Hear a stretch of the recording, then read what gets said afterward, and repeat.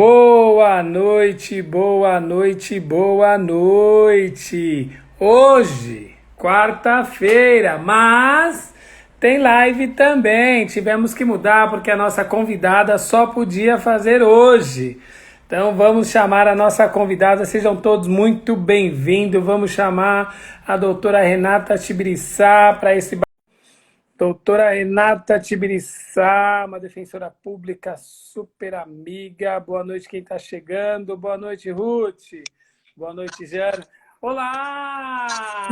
Oi, tudo bom, Fábio? Flávia, doutora! Quanto tempo, hein? Quanto tempo, Fábio? Você está Muito muito tempo, né? fina. É? Para conseguir falar com você, tive que ter intermediário, senão eu não conseguia falar com a doutora. Você está chique demais. Todos bem em casa, a Elô, uma mulher gigante já, né? Sim, verdade, muito grande. Cresceu muito rápido essa mulher. Milena, minha intermediária. Milena, obrigado. Consegui falar com a simpaticíssima Fina, né? Porque eu não consigo. Se não é a Milena, eu não ia chegar até você. Queridona, quero desde já te agradecer pelo seu tempo. Você é uma mulher super ocupada, mas eu acho que é tempo da gente falar de direitos e essas coisas todas que vem acontecendo aí. Pós-pandemia, a gente tem muita coisa nova acontecendo e eu queria muito que você, com esse seu jeito maravilhoso de ser e de falar, contasse um pouco para a gente como é que está valendo esses direitos, essa coisa toda, né? Nós temos hoje convênio médico, temos a T-Escola, T-Escola negando a T, e aí eu queria que você dissesse um pouco para a gente como é que os direitos vê essa coisa toda. Primeiro, conta para nós, quando eu disse para as pessoas que você era de Osasco, ninguém acreditou. Fala que você é de Osasco, por favor. Não sou de Osasco. Você não nasceu em Osasco? Não, nasci em São Paulo, sou paulistana. Quem me falou que você nasceu em Osasco? Na verdade, o meu colega com quem eu trabalho é de Osasco, mas eu não nasci em Osasco, não. Eu nasci Minha gente, alguém furou na... essa matéria aí. Eu Alguém sou furou isso. paulistana. Sempre nasci em São Paulo e sempre morei em São Paulo. Tá, então alguém me mentiu. Alguém falou de Osasco, mas tá tudo bem. Serve também. Serve também. Queridona, a Milena já está se dizendo ali que não foi ela.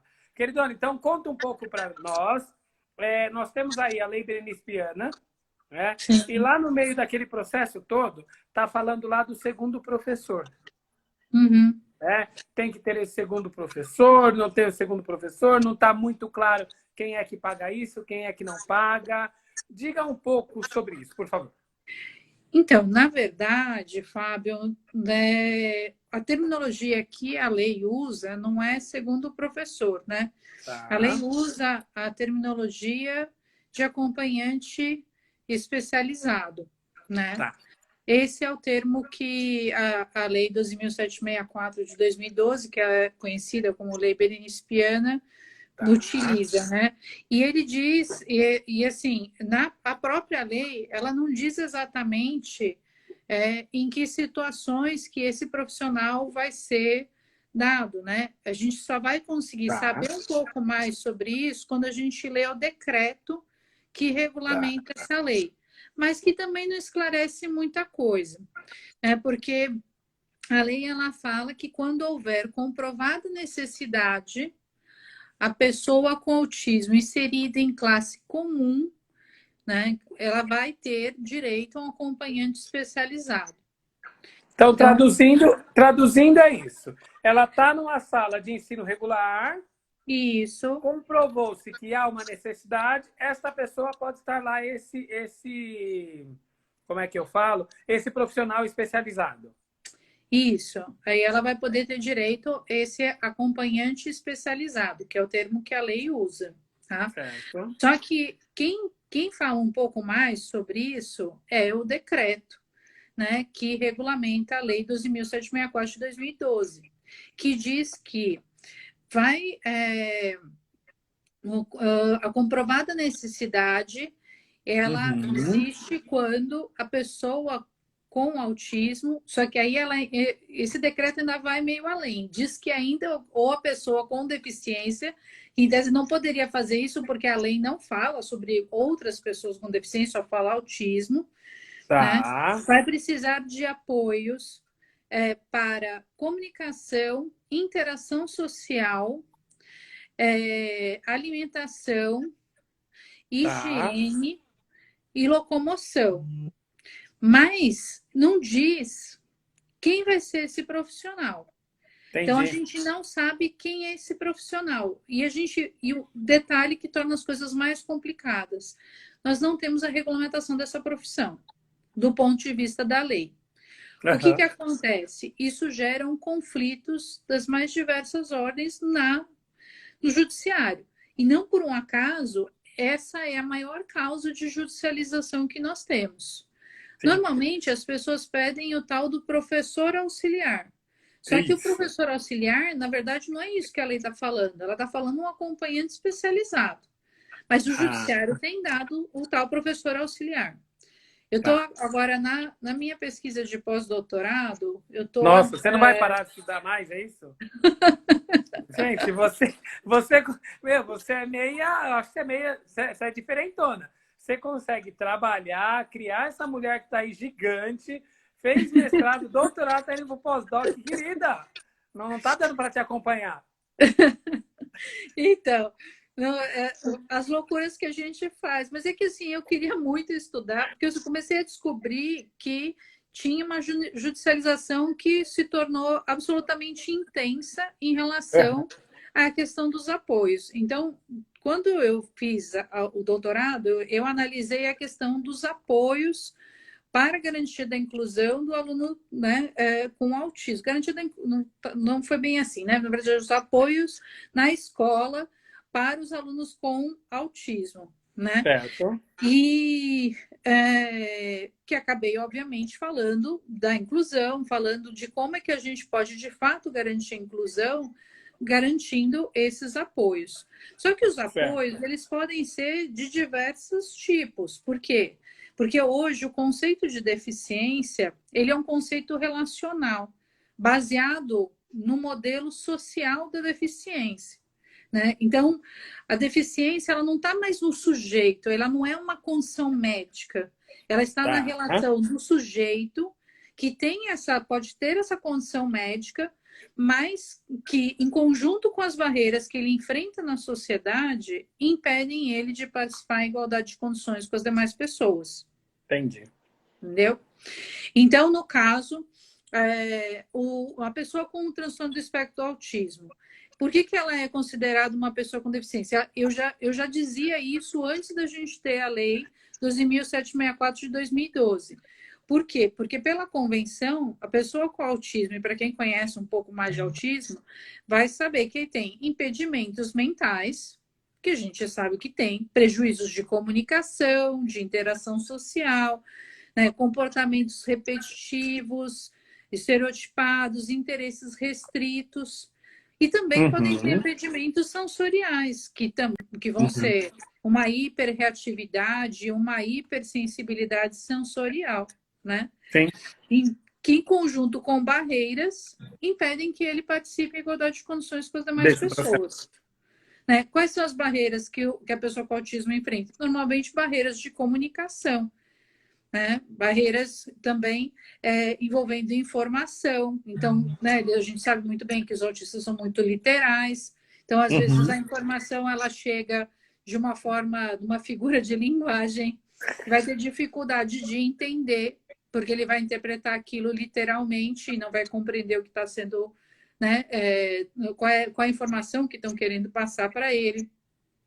Mas a gente vai poder também ter barreiras arquitetônicas, dependendo do ambiente que ele esteja. Por isso que a gente fala da questão dos fogos de artifício para as pessoas com autismo, por conta do fato de que isso que gera uma Uma hipersensibilidade, desorganização. hiperreatividade, quer dizer, com a hipersensibilidade gera uma hiperreatividade sensorial, que faz com que ponha a mão no ouvido, se Ou até entra desorganize. em comportamento disruptivo, né? Também. Ou até mesmo entra em convulsão. né? Uma mãe Sim. me falou que teve o filho dela tem autismo, ela estava na frente de estava numa fila, numa lotérica, e aí começaram com uma britadeira na calçada. Pá, pá, pá, pá, pá, pá, pá, pá. E o menino, e assim, não deixaram ela passar na frente, né? Porque não respeitaram fila preferencial, entenderam que ele não tinha direito, e até que o menino, ela falando, por favor, gente, eu preciso passar, porque meu filho não está passando bem, está se sentindo mal. Até que ele caiu no chão, começou a ter uma convulsão no meio da lotérica, né? Nossa.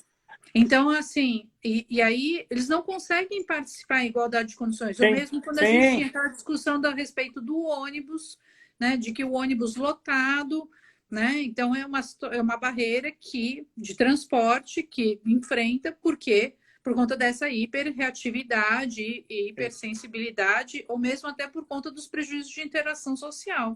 Sim. Né? Que faz com que aquela, ou mesmo até por conta da aderência à rotina, que é senta na mesma cadeira, faz a outra pessoa sair, né? Então, Eu passei por isso hoje. Estava numa escola, numa organização, e aí a diretora falou: não, mas ele é muito folgado, ele acha que aquele lugar é dele. Eu falei: não, de fato é. Ele já mapeou aquele lugar e ele precisa desse lugar, né? Mas e os outros? Não, meu amor, não dá para a gente defender os outros. Esse cara precisa, né? E eles não entendem que isso é uma barreira, né? A sim, não e aí, possibilidade é uma barreira. e se a gente transpor esse conceito para a escola, a gente vai compreender, e foi isso que eu fiz na minha tese de doutorado, foi transpor essa concepção do que é, né, o autismo e das consequências das barreiras que enfrenta para a escola, ou seja, pensando quais são as barreiras e quais são os apoios que uma pessoa com autismo vai precisar na escola. Uhum. E aí, se a gente for ver, o profissional de apoio, seja ele chamado de profissional de apoio escolar, seja ele chamado de acompanhante especializado, ou até esses outros denominações que não tem na lei, né? Professor, tutor, mediador, né? Foram Enfim, nascendo várias coisas no meio do caminho aí, né? então, ainda que se possa utilizar todos esses termos, esse é um dos apoios que podem Uhum. servir para a pessoa com autismo. Tem outros tantos que podem, por exemplo, essa questão do mobiliário mesmo, de você pensar que ele tem que ter que ser garantido para ele que o local dele seja naquele lugar e que não fiquem mudando, por exemplo, a Sim. estrutura da sala de aula toda hora, porque isso A vai bel causar uma prazer, né? desorganização, Sim. né? Então, e aí, só que nesse meio do caminho da pesquisa do doutorado, escrevi um artigo com a minha orientadora de mestrado e doutorado a respeito da judicialização. Porque resolvi pesquisar, na verdade, eu pesquisei a primeira vez para escrever um capítulo de um livro que uma professora da UFSCar tinha convidado. Eu falei assim: vou dar uma olhada na jurisprudência para ver como é que ela tem, né? Isso antes da Olhar. Lei Brasileira de Inclusão. Uhum. E aí, depois da Lei Brasileira de Inclusão, eu continuei fazendo essa análise, né? E aí eu resolvi, terminado o doutorado, resolvi analisar isso mais a fundo. Por quê? Porque eu levei um susto quando eu fui escrever um terceiro artigo referente a uma revisão dessa jurisprudência e de repente tinha, assim, de ano para ano, dobrado o número de ações relacionadas principalmente ao profissional de apoio, né? E assim, a falta total de por exemplo, ninguém pede PEI, plano educacional individualizado nessas ações, ninguém Uhum. pede outros tipos de apoio que poderiam ser absolutamente úteis, mas que Sim. acabam não sendo, Olhado, né? não sendo fornecidos na escola, mas e que aí acaba se vendo como professor auxiliar como a solução para todos os problemas da escola. E que não Que é, não, né? E que não e é. não é, e não Não é. é. Quem conhece de educação e quem conhece também do autismo, vai ver que isso pode até eliminar uma das barreiras, mas não necessariamente. Sim. Ou às vezes nem ajuda de fato, porque Isso. depende da situação, porque por isso que falam também comprovada necessidade. né? Aham. É óbvio que todas as pessoas com autismo vão precisar de apoio para comunicação e interação social, porque senão elas não vão ser Autistas, né? autistas, né? Sai do espectro, né? Tá do espectro, não faz sentido isso. Mas, assim, por outro lado, se a gente for ver, isso não significa que o acompanhante especializado seja a solução para todas essas questões, né? Pode ser uma das soluções. Uhum. E aí você Eu me vejo, perguntou, eu vejo, Jandira, desculpa. Renata, eu vejo que a gente vai precisar não só pensar na regulamentação deste profissional, mas também de uma formação para isso, né? Porque chegado esta pessoa que não tem a formação, você tem dois problemas na escola, né? Um é o indivíduo com autismo já, né? Pela própria necessidade, e do outro que não sabe fazer os manejos necessários para chegar nesse lugar.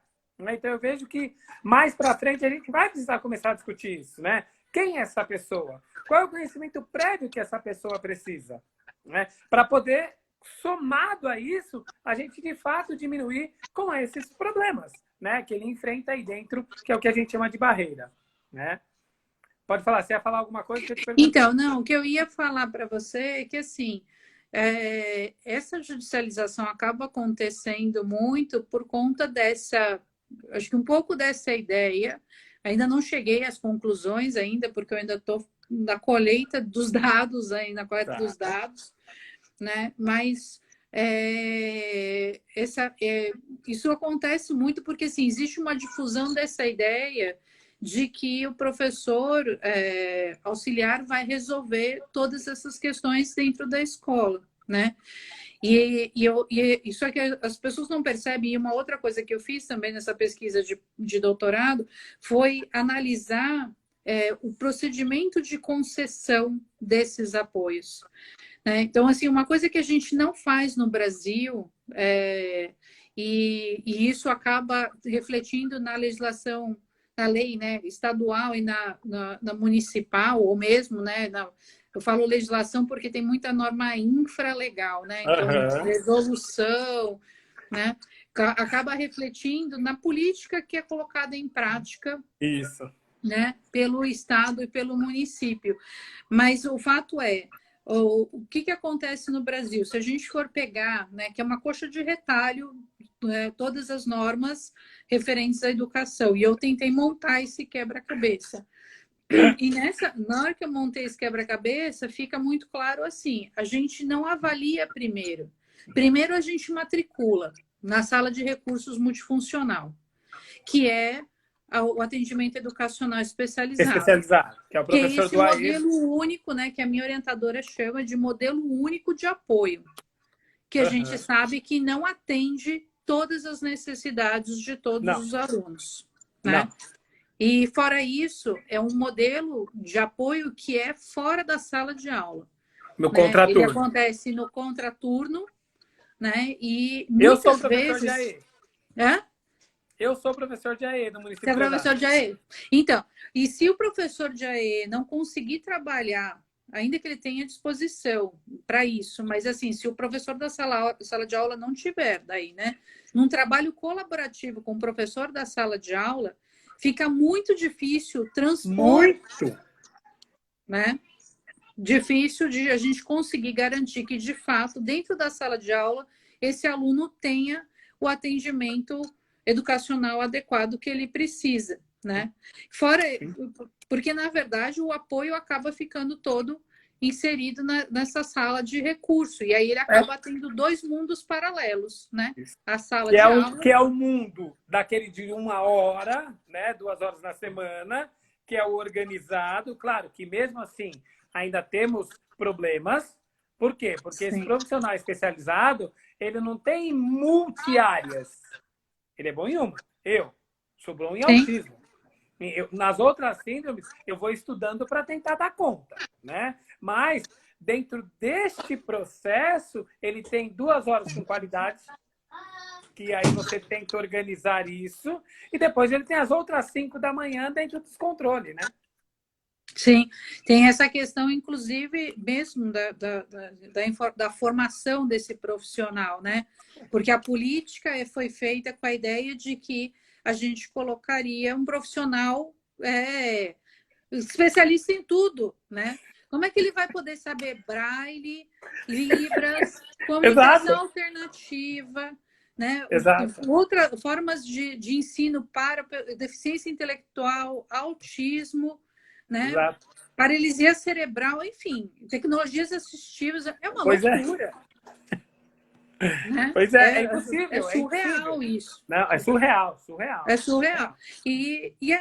E aí, como é que se podia imaginar que isso ia funcionar na prática? E não funciona, né, adequadamente.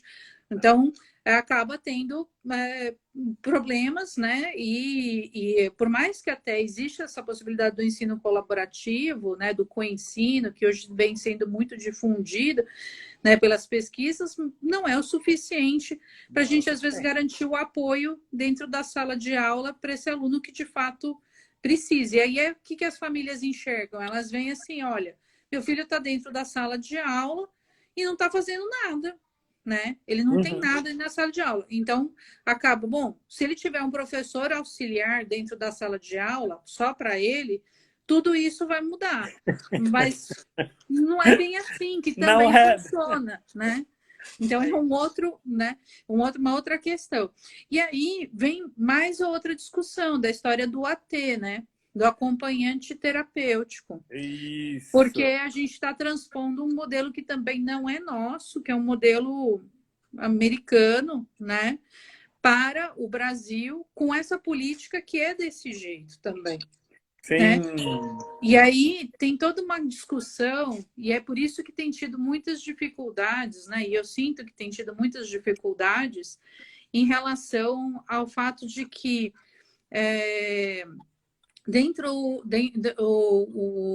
as escolas não permitem a entrada desses acompanhantes terapêuticos. Por quê que acontece isso? Acontece principalmente pelo fato de que esse profissional não é deles. Ele, em tese, não responde a ele. E aí, na parte legal, como é isso? Então, aí é que está. Porque, assim, o que acontece? O judiciário não entende de pedagogia. Tá? Aham. E aí, quem normalmente vai dar o laudo para dizer o que precisa é um médico. Então, a coisa vira assim uma salada, porque assim, é uma pessoa da área do direito que não entende de autismo, que não entende de pedagogia, que vai decidir. Um médico que não entende de pedagogia, que vai dizer o que precisa, né? E também a gente não pode exigir outra coisa das famílias, porque a gente não tem avaliação neuropsicológica, pedagógica na rede pública. A verdade é essa, né? Tá. Então, assim, Então, na o verdade, a máximo as gente. famílias conseguem é o laudo Isso. médico. É o E aí, máximo. nesse caso, para a gente tentar sanar isso, vai dar boa conduta, é isso? Como é que a gente chega nisso? Então, o que acontece? O que acontece é o seguinte: teria que mudar a política. Para poder fazer uma alteração, tem que mudar a lei. Né? Só que, assim, a gente tem que lembrar o seguinte, que a gente não adota o modelo médico de deficiência. Né? Os Estados Unidos não assinou a Convenção Internacional sobre os Direitos da Pessoa com Deficiência. Né? O Brasil assinou.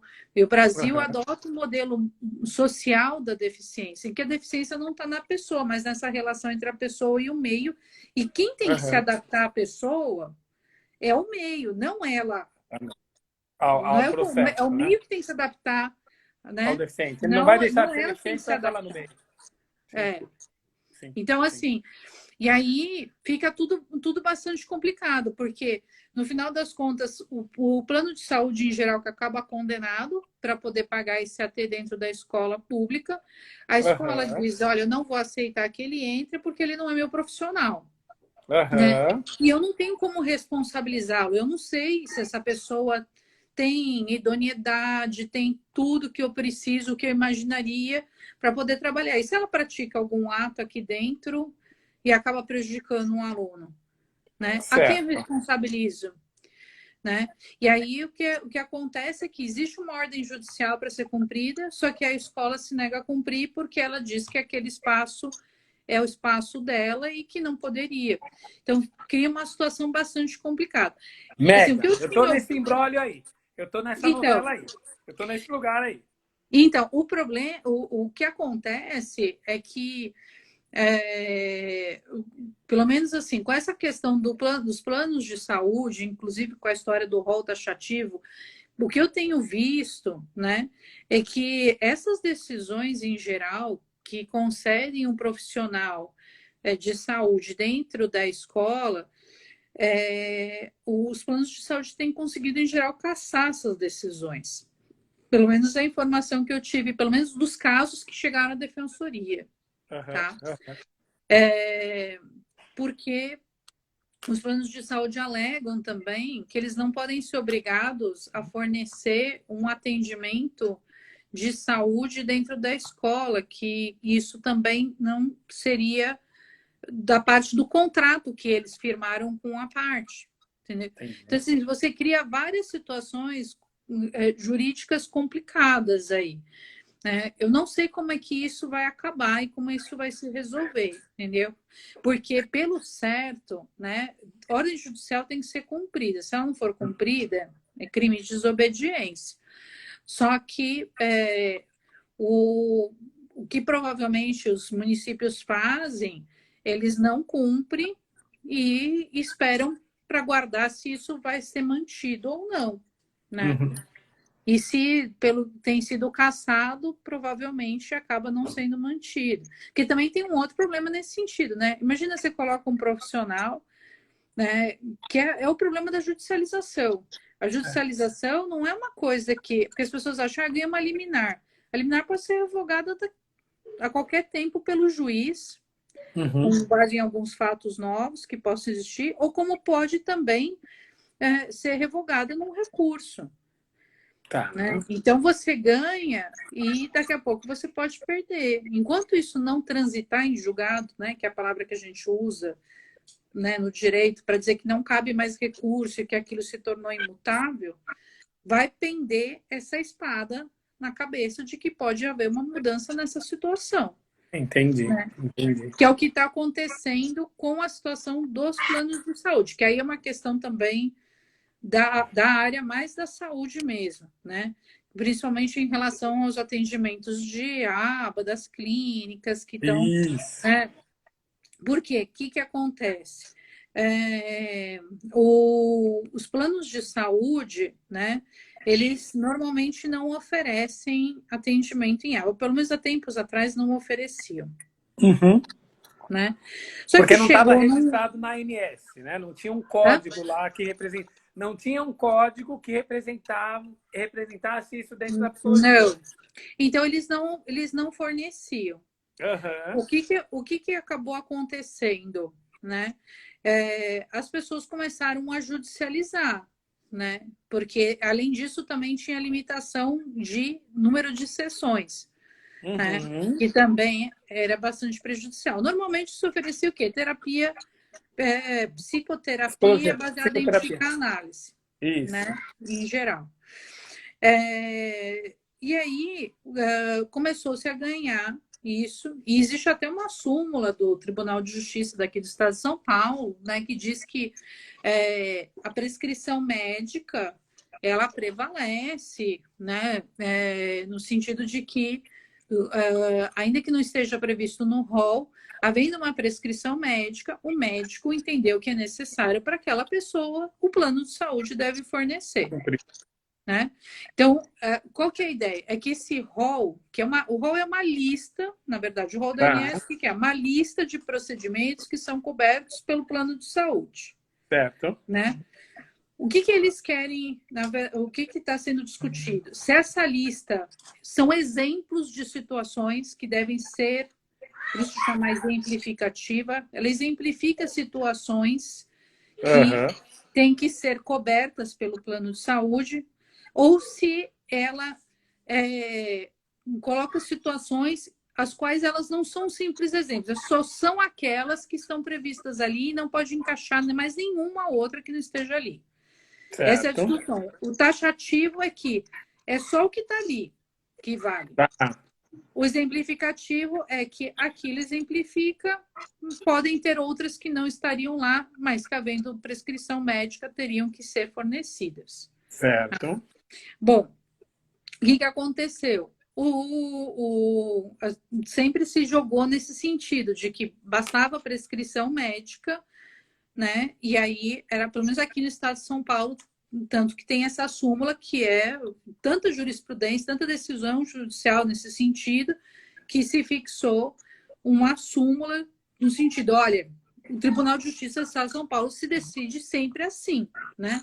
Então, quando houver um pedido médico, ainda que não esteja no rol, vai ter que ser fornecido.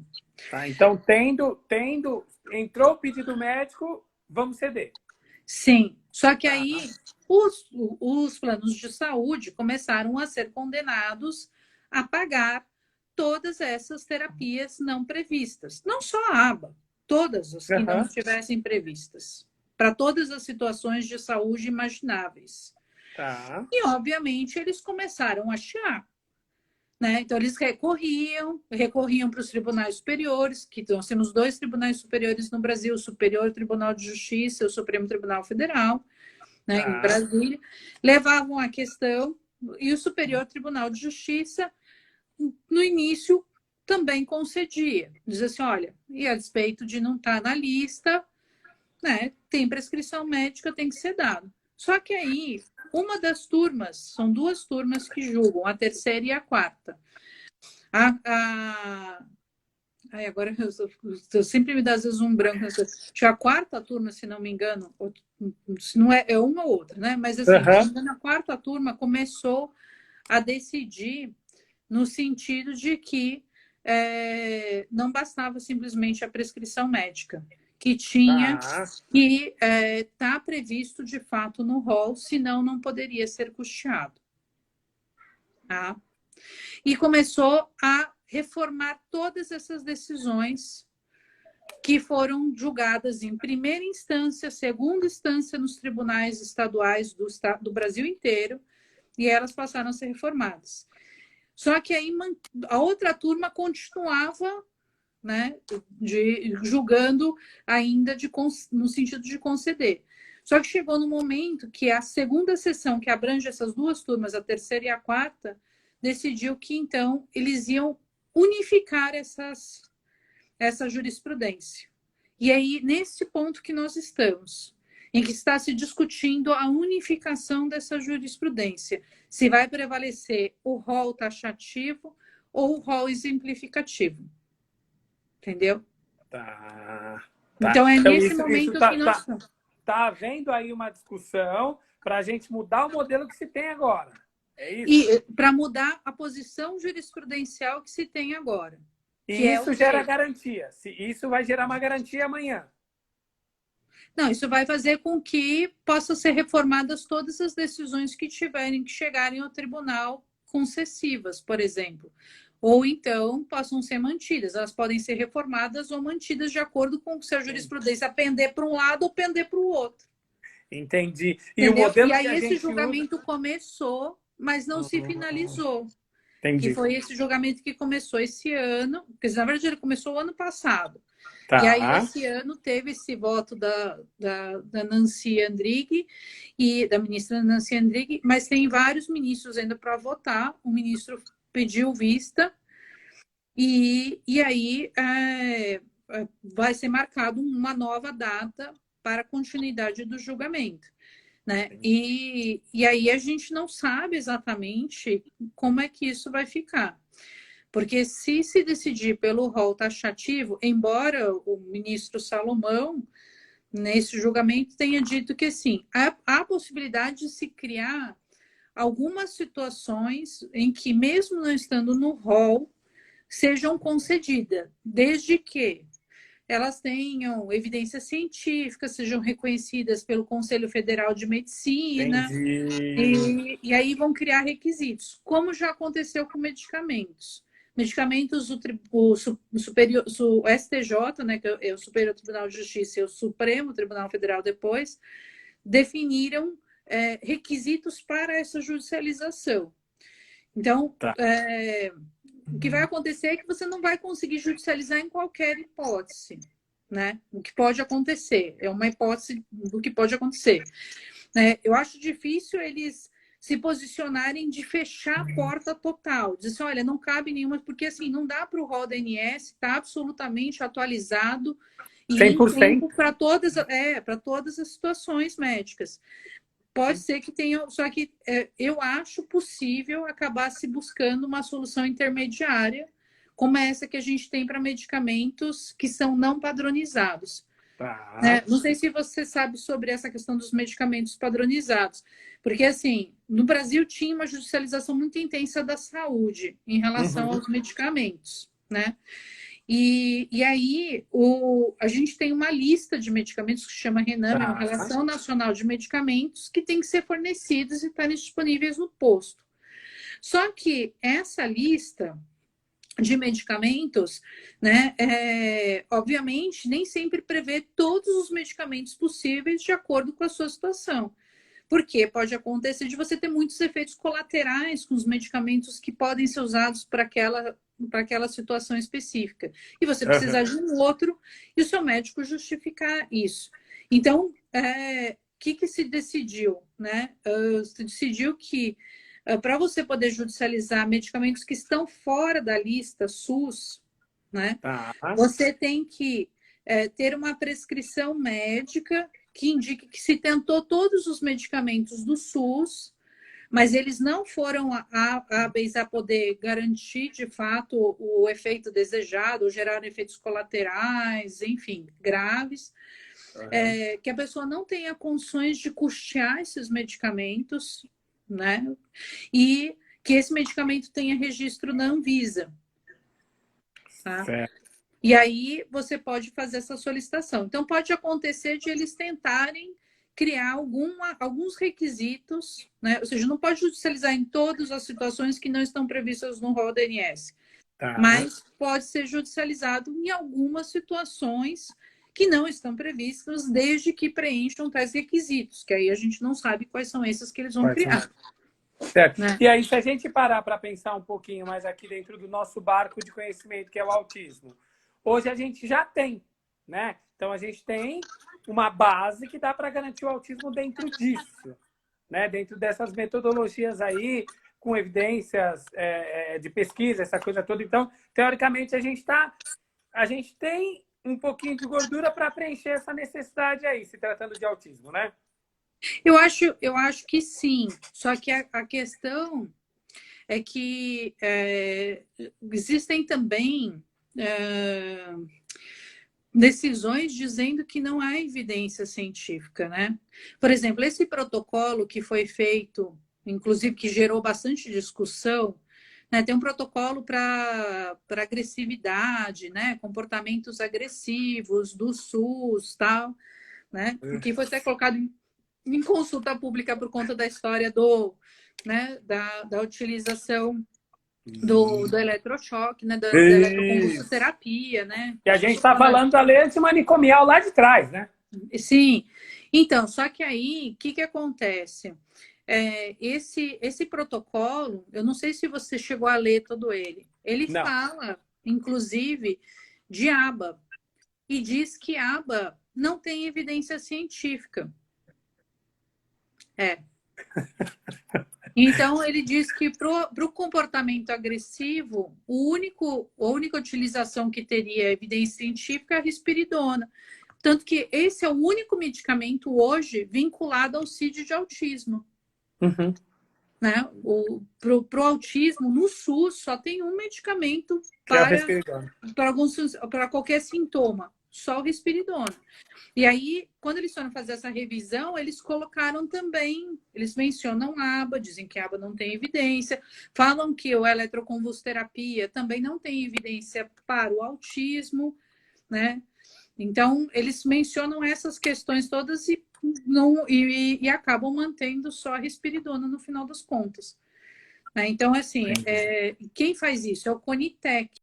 Né? Para você poder inserir qualquer nova no SUS, você tem que submeter a esse órgão do Ministério da Saúde que chama CONITEC. Tá. Que é a sigla, né? Na verdade, é uma comissão de análise de novas tecnologias para serem introduzidas, e que é bastante difícil de você poder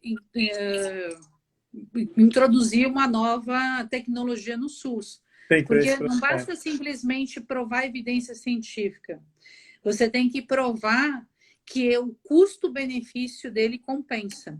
Entendi, entendi, E é entendi. difícil, não é Então, uma coisa fácil. hoje a gente está vivendo uma nova fase do autismo, eu penso, né? Quando a gente começou a militar lá atrás, a Sim. gente estava em busca de ser visto, né? Olha, existe esse autismo, né? A gente até fez lá atrás, fizemos muita coisa, lembra? Usamos a escola da defensoria para preparar material. Naquele momento a gente estava buscando mostrar o autismo.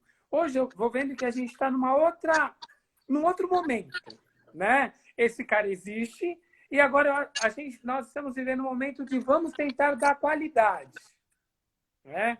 Tentar dar qualidade de vida, uma qualidade educacional, e a gente não tem nada ainda definido de fato, né? E defendido, né? Tudo que a gente está tentando é tentar provar de que dá para ser melhor amanhã, né? É o que a gente está buscando. O Marcos está dizendo para a gente que a gente tem 10 minutos. Eu queria que você dissesse também um pouquinho sobre a questão eu vou chamar de internação. Tá? Quando eu posso mandar para uma residência assistida? Não? Tem uma idade que defende isso? Como é que funciona essa coisa toda? Então, acho que a gente tem que separar internação de residência assistida e Isso. residência terapêutica, tá? Certo. Primeiro lugar. Internação psiquiátrica, a própria lei de autismo, a 12.764, 2012, né, também conhecida como lei Berenspiana, ela fala que ela tem que seguir as regras antimanicomiais da lei antimanicomial lá de 2001, que é o quê? Né? Você não pode colocar instituições asilares, que são esses que eram chamados manicômios antigamente, né? Que a pessoa perdia toda a identidade dela, não tinha nenhuma atividade, era tudo contenção, seja química ou física, tá? Então, isso não pode acontecer com a pessoa com autismo. Essas internações psiquiátricas que acontecerem, elas têm que ser absolutamente breves, para um controle medicamentoso, controle de uma situação de surto, enfim, de crise, só isso. Que é o que hoje Agora, a gente está falando daquela residência... internação dia. Hã? Que é o que está falando hoje sobre aquela internação dia. Você vai levar, fazer uma modelação medicamentosa, mas esse cara não vai dormir dentro do Mas ele pode até saúde. ficar 7 dias, 10 dias, né? A depender da necessidade. Mas certo. É por um período curto para a reintegração da própria família. Tá? Perfeito. Agora, a gente tem duas situações, né? A lei de autismo, ela não usa o termo residência terapêutica e nem residência inclusiva. Ela usa o termo residência protegida. Nós não temos esse serviço no nosso ordenamento jurídico, tá? Ele não existe com esse nome, residência protegida. O que a gente tem é a residência terapêutica, que é da RAPS, né, que é a Rede de Atenção Psicossocial, e é uma estratégia de desinstitucionalização dos manicômios, ou seja, as pessoas que são internadas, né, sofrem uma internação psiquiátrica, permanecem durante longo período, uma forma de serem retiradas desses manicômios era ser encaminhadas para residência terapêutica. Nós podemos ter autistas nessa situação? Sim, podemos. Infelizmente, ainda temos. Então, eles podem vir a se beneficiar dessa residência terapêutica, que teria o objetivo, né, de justamente permitir a desinstitucionalização. Isso são o quê? Casas dentro da cidade, com até 10 moradores, e vão ter o atendimento vinculado ao CAPS de referência dessa residência terapêutica, porque é um equipamento da rede de atenção psicossocial, tá? A outra alternativa é a residência inclusiva.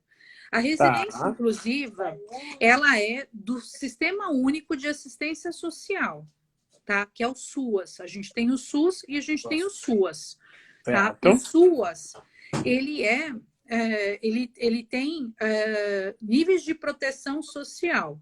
Você tem desde proteção básica até proteção de alta complexidade. A residência inclusiva é para proteção de alta complexidade.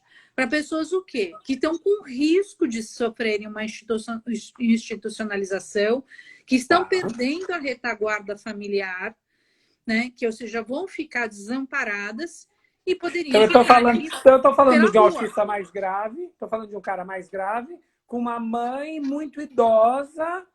Sim, que de repente a mãe pode já não conseguir mais estar cuidando, que já está numa situação, né, de que ela precisa de cuidados para ela própria, né, e já não consegue mais dar conta. Então, esse seria o serviço, né, que a gente teria para atender numa situação de falta de uma retaguarda familiar. Entendi. Ele é prioritariamente para pessoas que têm o benefício da prestação continuada, ou seja, para as pessoas de maior vulnerabilidade social. Tá? Também são casas com 10 residentes, com serviços de 24 horas de cuidador. Qual é o problema? Não tem serviço de saúde, é serviço de assistência social. Entendi. E aí, talvez por isso, o nome residência protegida poderia ser um serviço mais híbrido. Talvez a gente ainda não tenha uma residência com a cara que a gente precisaria ter, com serviços que, né, a pessoa com autismo precisaria ter.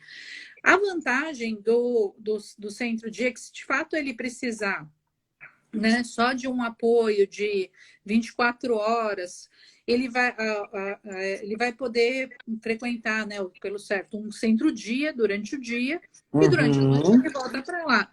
Para ele não ficar também, né, internado na casa, né? Que também fora do ambiente. Né? Então, seria essa alternativa. A gente teria uma outra alternativa, que nós não temos programas sociais nem de habitação, que seria a moradia para a vida independente, que vem prevista na Lei Brasileira de Inclusão. O que é moradia para a vida independente? Seria uma moradia em que a pessoa pode morar sozinha, mas que ela tenha aliado alguns serviços. Seria parecido com uma república de idosos, que tem serviços coletivos que podem ser usados por todos, ou mesmo serviços, né, como se fosse um flat, né? Então, a pessoa ela está num prédio de apartamento, mas tem serviços embutidos para poder auxiliar e dar o apoio necessário. Para ela poder ir num mercadinho, fazer uma compra, de repente ter alguém para acompanhar, ajudar ela com isso, para ela poder lavar uma roupa na lavanderia, às vezes tem uma dificuldade ali em como mexer na máquina, né? Então teria alguém ali para poder... No exterior, nós temos esses serviços. Né? Na Holanda tem um trabalho assim. Bem isso, na Holanda tem. Um trabalho, é um condomínio fechado, né? Onde acontece várias coisas lá dentro, é uma coisa fantástica. Meu Deus, estão dizendo para a gente estar acabando. Ai, meu Deus do céu, porque é tão difícil conseguir essa mulher, meu Deus. Eu tenho 250 mil perguntas para falar com essa mulher. Mas vamos lá para a gente não perder. Então, de novo, a gente vai também, né, dentro desse processo de residência. Uma outra pergunta, volta para cá. Menor, nunca. Menor não tem condição nenhuma de... Tudo maior de 18 anos. Maiores de 18 anos. Menores de 18 anos, se a família não tiver condições de cuidar, ele vai parar num abrigo, que é um SAICA. Né? O Serviço de Acolhimento de Criança e Adolescente, que é um SAICA, com a possibilidade de acontecer uma instituição de poder familiar, né? Se a família não tem mais condições de cuidar, ou seja, abandona, por exemplo... Né? Às vezes nem é abandono, mas o problema é que acaba configurando de alguma forma, né? E aí, assim, vão tentar fazer uma inserção na família extensa, se não conseguir, teria, né, para adoção. Só que, assim, a adoção, se for uma criança com deficiência, já mais velha, a chance é muito pequena, vai permanecer no abrigo provavelmente até os 18 anos. Dos 18 anos, provavelmente vai ser encaminhada para uma residência inclusiva. Tá, com 18 anos aí vai para um outro espaço, porque não tem jeito.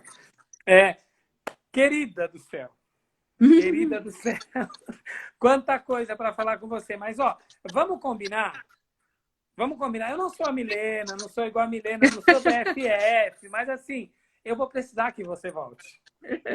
Eu vou precisar falar com você de novo.